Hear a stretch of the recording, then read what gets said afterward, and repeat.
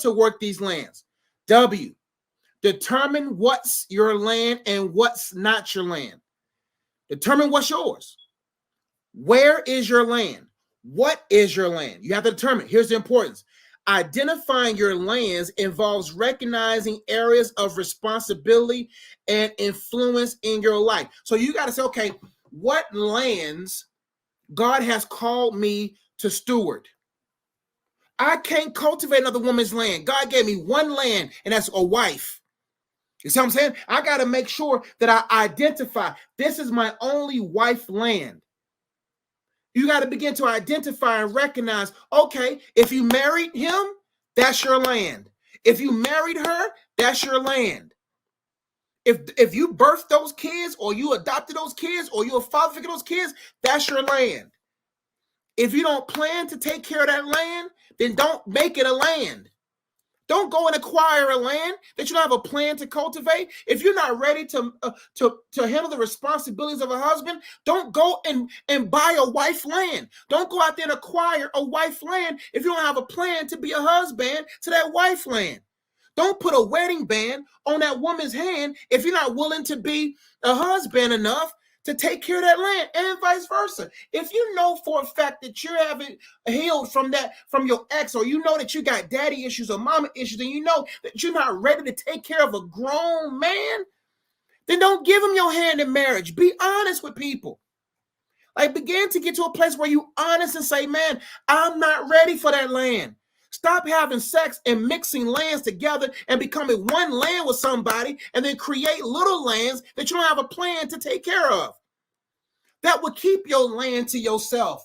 That would keep your hands to yourself so that you don't create little lands that you're the only gardeners and farmers for.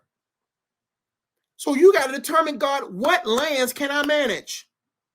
Some people, you're not going to be able to take care of a marriage land if you don't know how to take care of a single land. How can you take care of a land of two if you can't take care of a land of one? So you got to begin to think about, okay, God, what is my land for right now? And some people right now, under my sound of my voice, you got to break up with that land. Break away from the land. Cause a line of division in that land. That's not your land. If God did not say that's your man, that's not your land. If God's saying don't put a ring on her hand, that ain't your land. But if you go out there and try to get that land and acquire that land, oh man, the stress you got to endure, the mercy. See, the thing about life is I want God's grace more than I want God's mercy. Grace means that God is sufficiently supplying what he has called me to do. His grace is sufficient for that assignment. I'm not talking about grace for your salvation. I'm talking about grace for an assignment.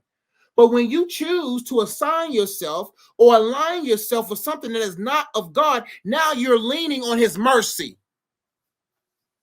God, have mercy in this marriage. God, have mercy in this situation because you chose to acquire land that God never said that's your land. Could it be that you with the land that belonged to somebody else?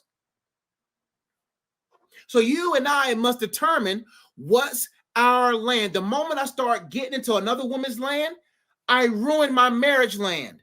Then when I ruin my marriage land, I'll ruin my daughter's land. The importance of identifying your lands involves recognizing areas of responsibility. What has God given you the ability to respond to? If you don't have the ability to respond to the needs of a husband, don't respond.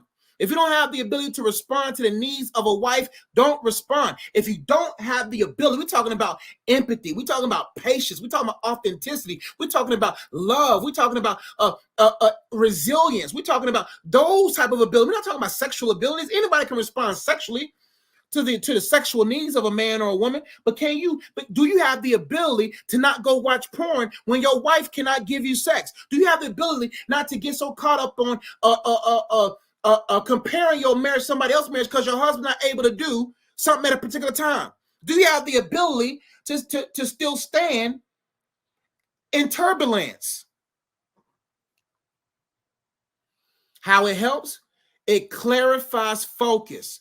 because whatever you focus on flourishes. It clarifies focus, ensuring energy and effort are directed towards areas where you can make a meaningful impact. It clarifies focus. So now if I have 5 different women, how can I focus on my wife? If I have 5 different aspirations and goals and my family is not one of them, then it's not going to flourish. But when you identify what God has already identified as your land, then that land can flourish, because energy wants to partner with other energy to create synergy. Could it be that you're giving you're distributing your energy in all the wrong places, and now you have no plants in the right places? Clarifies focus. I'm focused on this. I don't care how bad it gets. I don't care how tough it gets. I don't care how challenging it gets. I don't care what storms come. I don't care if it's winter, fall, spring, or summer. I'm taking care of this land. It also says ensuring energy and effort are directed towards areas where you can make a meaningful. So now you said, I'm directing my energy. Yes, some of us, we do have the ability to respond to different things, but if they're not responded to in order, it's okay for me to respond to your questions or respond to you guys' needs. But if I always respond to you all, because I have a ministerial, entrepreneurial ability, but that ability supersedes my husband abilities, then I'm out of order.